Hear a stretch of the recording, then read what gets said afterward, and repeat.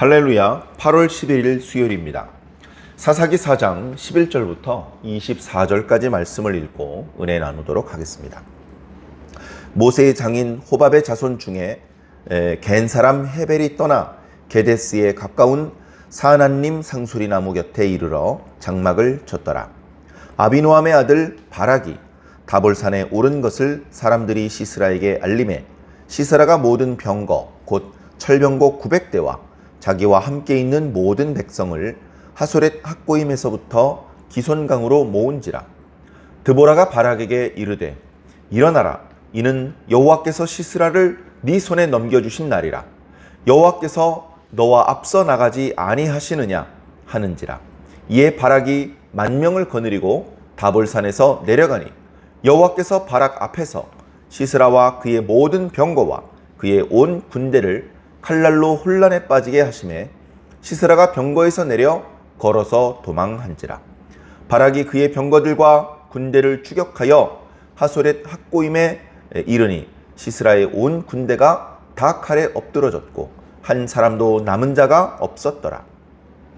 시스라가 걸어서 도망하여 겐 사람 헤벨의 아내 야일이 장막에 이르렀으니 이는 하솔랑 야빈과 겐 사람 헤벨의 집 사이에는 화평이 있음이라. 야일이 나가 시스라를 영접하며 그에게 말하되 나의 주여 들어오소서. 내게로 들어오시고 두려워하지 마소서 하매 그가 그 장막에 들어가니 야일이 이불로 그를 덮으니라. 시스라가 그에게 말하되 청하노니 내게 물을 조금 마시게 하라. 내가 목이 마르다 하매 우유 부대를 열어 그에게 마시게 하고 그를 덮으니 그가 또 이르되 장막 문에 섰다가 만일 사람이 와서 네게 묻기를 여기 어떤 사람이 있느냐 하거든 너는 없다 하라 하고 그가 깊이 잠드니 헤벨의 아내 야엘이 장막 말뚝을 가지고 손에 방망이를 들고 그에게로 가만히 가서 말뚝을 그의 관자놀이에 박음에 말뚝이 꿰뚫고 땅에 박히니 그가 기절하여 죽으니라. 바락이 시스라를 추격할 때에 야일이 나가서 그를 맞아 그에게 이르되 오라 네가 찾는 그 사람을 내가 네게 보이리라 하매 바락이 그에게 들어가 보니 시스라가 엎드러져 죽었고 말뚝이 그의 관자놀이에 박혔더라. 이와 같이 이날에 하나님이 가나안 왕 야빈을 이스라엘 자손 앞에 굴복하게 하신지라. 이스라엘 자손의 손이 가나안 왕 야빈을 점점 더 눌러서 마침내 가나안 왕 야빈을 진멸하였더라. 아멘.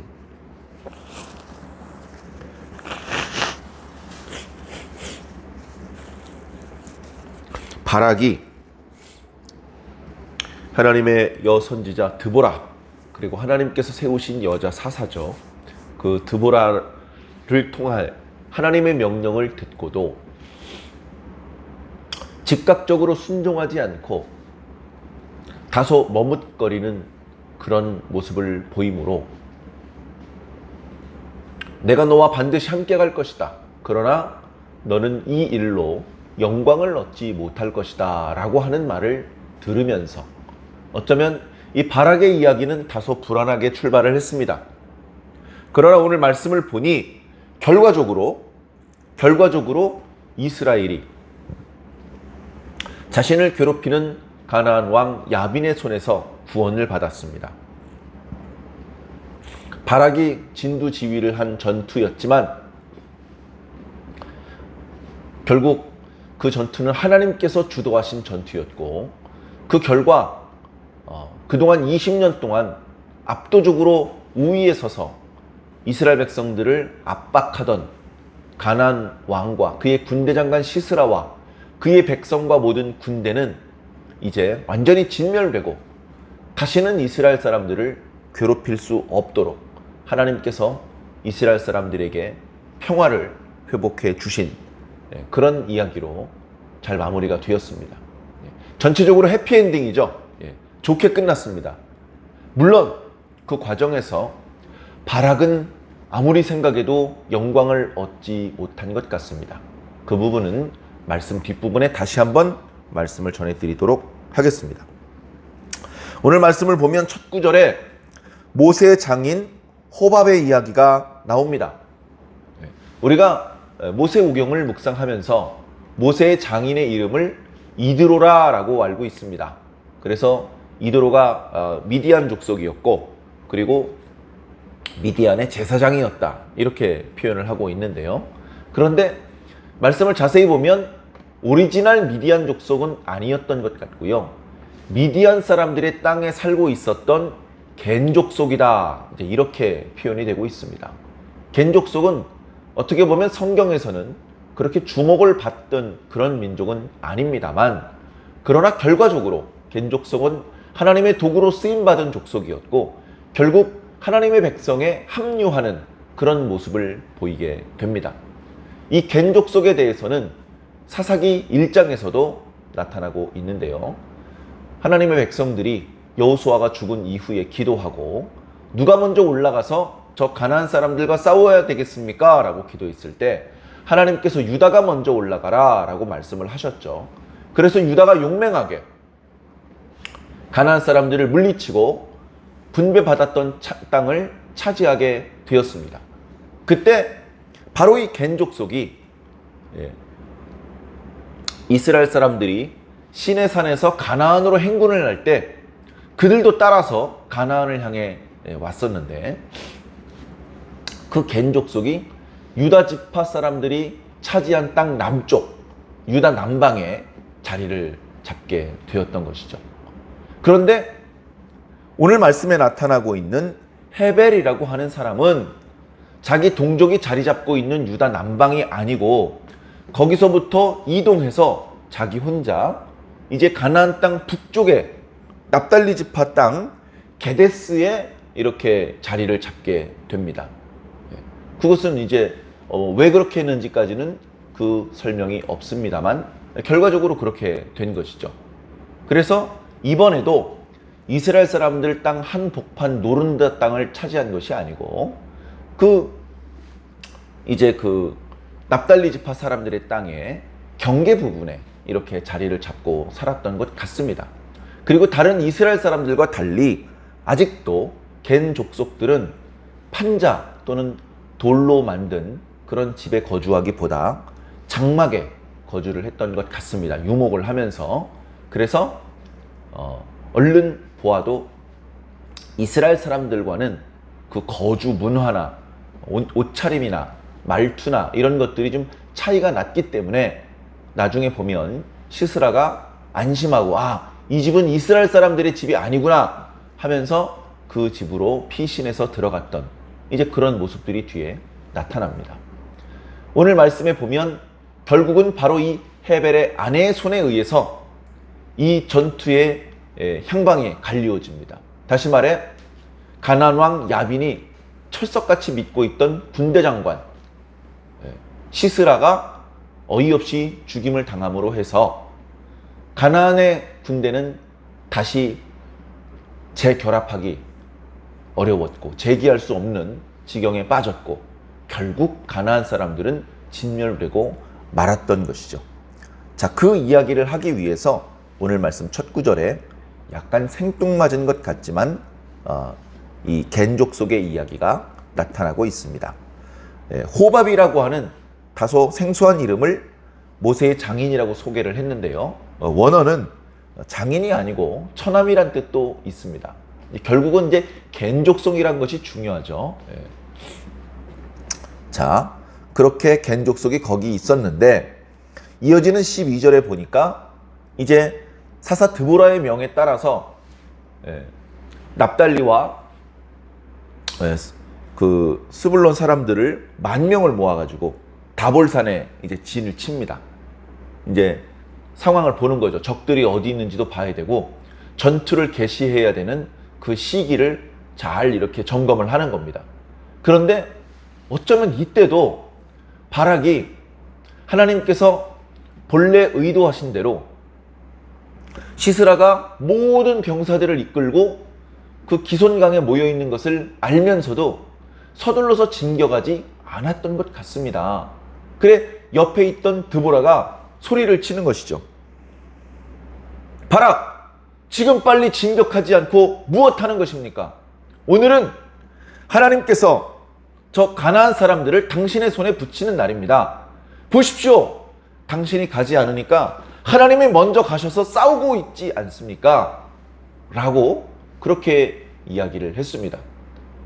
그 말을 듣고 바락은 함께하고 있는 10,000명과 함께 이제 다볼산에서 뛰어내려가서 가나안 사람들과 뒤엉켜서 전투를 벌이죠. 가나안 사람들이 자랑하는, 가나안 사람들이 믿고 있던 것은 900승이나 되는 철병거였습니다. 그걸 몰고 나가면 어지간한 군대는 다 제압할 수 있었습니다. 그런데 오늘 말씀해 보니까 역시 하나님께서 바락에 앞서서 먼저 내려가셔서 그 시스라의 철병거 900대를 매우 혼란스럽게 하셨다라고 말하고 있습니다. 그러니까 이 철병거도 상대방의 기마대를 상대를 할 때는 훨씬 우위를 차지하죠. 그러나 칼을 들고 또는 창을 들고 그렇게 기습을 하는 그런 보병들과 싸울 때는 오히려 약점을 보일 때도 있는 것입니다. 왜냐하면 이 병거는 순식간에 방향을 전환하기가 어렵거든요. 또 후진하기도 어렵고. 그런데 숨어 있다가 옆구리를 치고 이러면 이제 오히려 전투에 불리한 그런 전쟁 도구이기도 했던 것 같습니다. 그래 어찌된 일인지 가나안 사람들이 우위를 차지한다고 자신만만하게 달려들었다가 병거가 하나 둘 뒤집어지면서 이게 뭐 좀 잘못됐다라는 것을 느꼈죠. 그래 병거에 타고 있으면 오히려 방향을 전환하고 후진을 해서 도망가기 어렵다는 걸 안 시스라는 병거에서 내려서 걸어서 도망가기 시작을 합니다. 군대 장관이 군대를 지휘하고 군대와 함께 흥망성쇠를 같이 하고 자기 부하 그 군병들을 챙기지 않고 자기 목숨 하나 건지려고 걸음아 나살려라 하고 도망가는 그런 지경이 되었던 것이죠. 바락도 물론 함께한 용사들과 함께 용맹히 싸웠지만 하나님께서 그보다 앞서서 그 가나안 군대의 진영을 혼란스럽게 만들었기 때문에 어쩌면 이스라엘 군대는 손쉽게 승리를 할 수 있었던 것입니다. 자, 그렇게 해서 도망가던 시스라는 도망가다 헤벨 사람의 집에 가게 된 것이죠. 마침 이 겐 사람 헤벨의 집은 가나안 사람들하고 사이가 좋았던 모양입니다. 가나안 사람들하고 어떻게 하다가 사이가 좋아졌는지까지는 설명이 없지만 이 가나안 사람들이 이스라엘 사람들은 막 학대했지만 이 헤벨의 이 집안 사람들하고는 좋은 관계였다고 이제 기록을 하고 있습니다. 그런 상황이라면 헤벨의 아내 야엘이 굳이 저 가나안 사람들과 등을 질 이유는 없을 것 같습니다만 하나님께서 그 사람과 그 사람의 아내의 마음을 돌리셔서 결국 그들이 가나안 사람의 편을 드는 것이 아니라 이스라엘 사람의 편을 들고 그 우상 숭배자들의 편을 든 것이 아니라 여호와 하나님의 편에 서게 하나님께서 만들으셨던 것이죠. 그러나 경고망동하지 않았습니다. 겉으로는 여전히 우리는 당신들과 화친합니다. 당신에게 어려움이 있습니까? 걱정하지 말고 우리 집으로 들어오십시오. 저희 집에서 쉴 수 있고 저희 집에서 숨을 쉴 수 있습니다. 보니까 집에 장정도 없고 이스라엘 사람들의 매복도 없는 것 같습니다. 들어와서 급히 장막으로 들어가니까 이불로 덮어줍니다. 그러니까 이불을 제치고 고개를 내밀면서 내가 목마른데 물 좀 마시게 해주십시오. 여기 원문을 보면 상당히 정중하게 그렇게 부탁을 하는 모습이 나타납니다. 그래 물이 아니라 더 좋은 우유를 그에게 대접을 합니다. 아마도 벌컥벌컥 턱에 흐르도록 급하게 마시고서 다시 숨었겠죠. 그때 또 말을 합니다. 어쩌면 사람들이 와서 이 집에 누가 있느냐고 물어볼지 모릅니다. 당신은 장막 문에 딱 앉아 계시다가 누가 있냐고 물어보면 그런 사람 없다. 아무도 이쪽으로 오지 않았다. 그렇게 말을 해 주십시오. 그렇게 함으로 해서 자기가 이제 위기에서 모면을 하고 싶어서 그렇게 얘기를 한 것이죠. 그렇게 하겠노라고 대답을 하고 이불을 덮어 주었더니 이제 이 시스라가 그동안의 피로와 긴장감이 누그러지면서 순식간에 잠이 들었습니다. 이 야엘은 여인이었음에도 불구하고 두려워하고 어떡하지? 어떻게 난 몰라? 이렇게 하지 않고 아주 무덤덤하게 자연스럽게 가서 장막 말뚝을 가져왔습니다. 이제 벽돌이나 판자로 만든 집이 아니기 때문에 기둥을 세워서 그 위에 장막을 얹고 그 장막을 팽팽하게 잡아당겨서 그렇게 해서 이제 주거지를 만드는 그런 장막이었기 때문에 그 장막에 그 끈을 매달아서 그 끈을 말뚝에 묶고 그 말뚝을 땅에 깊숙이 박아야 그 장막으로 만든 집이 든든하게 설 수 있습니다. 그래서 장막을 치는 사람들은 항상 말뚝을 가지고 다니고 그 말뚝을 땅에 박을 수 있는 방망이를 항상 구비해 놓는 것이죠. 그래서 자연스럽게 집안일을 하는 것처럼 가서니 곧바로 장막 말뚝과 방망이를 가지고 옵니다. 그리고 이미 잠이 들어서 코를 골고 있는 시스라의 관자놀이의 말뚝을 가져다 대더니 있는 힘껏 내리치는 것이죠. 시스라는 비명조차 제대로 지르지 못하고 그대로 죽을 수밖에 없었습니다.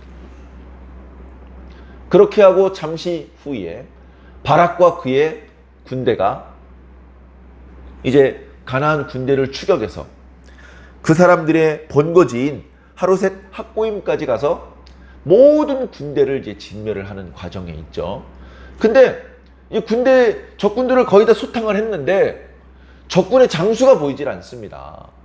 적군의 장수를 반드시 사로잡아서 그가 죽은 것을 확인을 해야 되는데 그가 보이질 않아요. 그가 어디 또 숨어서 병사들을 데리고서 숨어 있다가 이스라엘 사람들에게 기습을 하고 괴롭힐 수 있기 때문에 이것을 확실하게 마무리 짓기 위해서는 적장의 목을 베어야 되는 것입니다. 그래서 사방으로 흩어져서 시스라의 그 뒤를 쫓고 있었는데 그러다가 이제 야엘의 집에까지 온 것이죠. 물어봤습니다. 이 집에 누가 없어? 야엘은요 여인이지만 좀 대단합니다. 그저 가냘픈 여인이고 집에 자신을 보호해줄 남자들도 없는데 거의 그 남자들이 다 일하러 나가고 자기 혼자 장막을 지키고 있는 그런 상황인데도 불구하고 당황하는 기색도 없고 어떤 상대방의 위세에 기가 눌리는 면도 없습니다. 시스라가 올 때도 여유 있게 느긋하게 걱정 말고 들어오십시오. 제가 숨겨드리겠습니다. 이렇게 말을 하더니 바락이 오니까 당신이 누구를 찾는지 알고 있습니다. 그 사람이 우리 집에 있으니 들어가서 보시오. 여유만만입니다. 바락에 들어가서 보니까 이미 죽어 있습니다. 적장의 목을 베는 그 영광은 바락의 몫이 아니고 이름도 잘 알려져 있지 않은 여인의 몫이 되고 만 것입니다. 이 모습을 통해서 하나님께서는 말씀하신 대로 성취하시는구나. 바락이 당신이 나와 함께 가면 가고 당신이 나와 함께 가지 않으면 안 가겠습니다. 이런 우유부단한 모습을 보였을 때 하나님께서는 드보라를 통해서 내가 반드시 너와 함께 할 것이다. 그러나 너는 이 일로는 영광을 얻지 못할 것이다. 하나님께서 그 영광을 여인에게 돌릴 것이다. 이게 무슨 말이지? 여인이 전쟁을 하는데 무슨 영광을 얻겠어? 이제 이런 생각을 할 수 있었던 말씀인데 결국은 하나님께서 말씀대로 성취하셔서 그가 거기 살고 있는지 아무도 알지 못했는데 그 겐족속 하멜의 아들 그 야엘이라는 여인의 손을 통해서 적장의 목을 베는 그런 일이 있었던 것이죠. 그래서 결국 그 승리의 영광을 그 여인이 다 가져가게 된 것입니다. 제가 말씀 뒷부분에 다시 한번 설명드린다고 했던 부분, 바로 이런 부분이죠. 바락이 믿음이 없었던 게 아닙니다. 히브리서 11장에 믿음의 의인의 이름을 올릴 수 있을 정도로 바락도 믿음이 있는 사람이었고 용맹한 하나님의 일꾼이었습니다. 그럼에도 불구하고 바락이 사사였던 것이 아니고 드보라가 사사였습니다. 바락은 하나님의 말씀을 들었을 때에 그 말씀을 철석같이 믿고 즉시 순종하는 모습을 보이지 못했습니다. 그러나 드보라는 비록 여자였지만 철저히 하나님 중심적으로 생각을 했고 하나님께서 말씀을 주셨을 때 그것을 그대로 믿고 선포할 수 있었죠. 실질적으로 앞장서서 칼날을 휘두른 것은 바락이었는지 모르지만 그 바락을 움직였던 것은 드보라였습니다. 그리고 그 드보라를 통해서 예언해 주신 대로 이름이 알려져 있지 않은 이 야엘이라는 여인이 전쟁의 종지부를 찢는 역할을 하게 되었다. 전쟁이 치러지는 동안에도 사실은 바락이 전투를 다 했다라고 말하기보다는 바락보다 앞서 나가신 여호와 하나님께서 바락이 그 칼을 칼집에서 뽑기도 전에 이미 가나안 군대의 진영을 혼란스럽게 만들어 놓으셨습니다. 하나님께서 다 작업을 해 놓으신 것이죠. 그렇게 하셨기 때문에 이스라엘 사람들은 거의 피해를 보지 않고 손쉽게 전투에서 승리할 수 있었던 것이죠. 그렇게 생각을 하면 바락이 한 게 뭐가 있지? 바락이 하나님의 말씀을 들은 것도 아니고 말씀을 듣자마자 순종한 것도 아니고 바락이 제일 앞서 나가서 싸운 것도 아니고 바락이 전쟁에 종지부를 찍은 것도 아니네? 그래, 오늘 말씀을 보면 하나님의 말씀에 우유부단했던 바락이 별로 한 일이 없습니다. 바락이 그 역할이 상당히 축소되는 그런 모습을 말씀을 통해서 느낄 수가 있는 것이죠. 그래, 어제 말씀드렸던 것처럼 하나님의 일을 하는 하나님의 종은 이렇게 우유부단한 모습, 시키니까 마지못해 하는 모습, 그렇게 뒷북을 치는 모습으로는 하나님을 온전히 기쁘시게 할 수 없습니다. 하나님의 말씀을 들을 때 그 말씀을 의심 없이 믿음으로 화합할 수 있어야 되고 그 말씀을 주변에 또 전달하고 그 말씀에 순종하면서 즉시 손발을 움직여야 됩니다. 그렇게 믿음으로 담대히 나아갈 때에 갈렙처럼 온니엘처럼 칭송을 받고 칭찬을 듣게 되는 것이죠. 우리에게 바락의 이런 안타까운 모습이 없도록 자기 자신을 더 온전한 주님의 일꾼으로 하나님의 마음을 기쁘시게 하고 하나님의 마음을 시원하게 해드릴 수 있는 그런 좋은 일꾼으로 가다듬으시기를 부탁을 드립니다. 그리고 결국 하나님께서는 말씀하신 대로 이루십니다. 어떻게 보면 드보라가 바락을 불러서 너는 사람들 10,000명을 이끌고 다볼산에서 대기하면 적들이 기손강으로 올 것이다. 그러면 거기서 일시에 적들을 전부 다 소탕하라. 이런 작전은 드보라의 말이긴 하지만 잘 믿겨지지 않는 작전입니다. 적들이 수가 많기 때문에 무턱대고 전 병력을 기손강에 집결시키지 않을 수도 있습니다. 일부를 거기다 집결시키고 다볼산에서 이스라엘 군대가 내려올 때에 일부의 병력을 매복해놨다가 기습을 하게 해서 이스라엘 사람들을 힘들게 만들 수도 있습니다. 또는 다른 길을 통해서 이스라엘의 다른 진영을 기습하게 할 수도 있습니다. 여러 가지 경우의 수가 있죠. 꼭 드보라가 말해준 대로 되리라는 법이 없습니다. 그리고 드보라가 말해준 그 방법은 오히려 가나안 군대의 입장에서는 손해를 보는 불리한 그런 전술일 수도 있습니다. 그러나 결국은 어떻게 됐습니까? 결국은 하나님의 의도대로 되었습니다. 이스라엘과 가나안 군대의 진영의 위치가 그리고 그 전투의 향방이 전부 다 하나님께서 계획하신 대로 되었습니다. 심지어 그 전투에서 여인이 영광을 얻게 될 것이라는 것까지 하나님께서 의도하신 대로 되었죠. 하나님의 말씀은 그 말씀대로 될 것 같지 않습니다. 그 말씀대로 흘러가기가 어려워 보입니다. 가능성이 낮아 보입니다. 그러나 전능하신 하나님 앞에는 그것이 어려운 일도 아니고 불가능한 일도 아닙니다. 그저 하나님께서 마음 잡수시는 대로 모든 일은 흘러갈 수밖에 없습니다.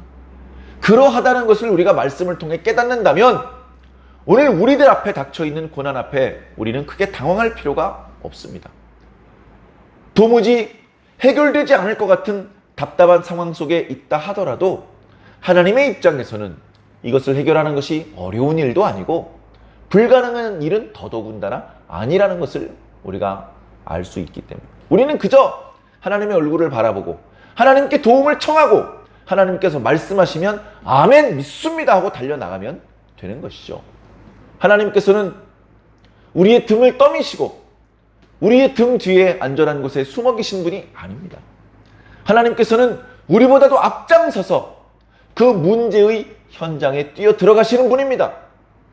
우리의 능력과 우리의 지혜와 우리의 힘으로 감당할 수 없는 그 문제의 현장 속에 하나님께서 먼저 뛰어 들어가셔서 우리 대신해서 싸워주시고 우리 대신해서 그 문제를 해결해 주시는 분이십니다. 하나님께서 움직이시는 것을 믿음의 눈으로 알아채고 너무 늦기 전에 하나님의 뒤를 따라 함께 해야 우리는 그 승리의 기쁨을 함께 얻을 수 있게 될 것입니다. 사랑하는 성도 여러분, 말씀을 배우면서 말씀 속에 담겨져 있는 지혜와 교훈을 배우고 또 감동을 느끼는 그런 우리 성도 여러분, 말씀을 묵상한 이후에는 다시 일상으로 들어가서 여전히 우리를 괴롭게 만들고 고민하게 만드는 그런 문제 속에 또 던져지지 않겠습니까? 그 상황 속에 당황하지 마시고 기도하시기 바랍니다. 늘 기도하시기 바랍니다. 하나님께서 도와주실 것을 분명히 믿고 기도하시기 바랍니다. 하나님께서 도와주실 때까지 기도하시기 바랍니다. 그런데 하나님께서는 그냥 도와주시지 않고 먼저 말씀을 주십니다.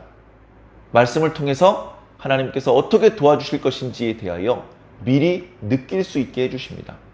그러면 정말 신기하게도 하나님께서 말씀으로 미리 알려주신 그대로 도와주시는 것을 우리는 반복적으로 체험할 수 있게 될 것입니다. 그래서 우리는 우리가 배운 말씀이 그저 재밌는 지어낸 이야기가 아니라 실제 하나님께서 일하시는 방식이구나. 하나님께서 사사기 시대뿐 아니라 오늘 우리들의 시대에도 동일한 방법으로 일하고 계시구나. 우리의 기도를 듣고 계시구나. 우리를 돕고 계시구나. 우리보다 앞장서고 계시구나 라는 것을 깨닫게 될 것입니다. 두려워하지 마시고 낙심하지 마시고 하나님과 함께 하심으로 항상 이기며 항상 기뻐하게 되시기를 주님 이름으로 간절히 축원합니다.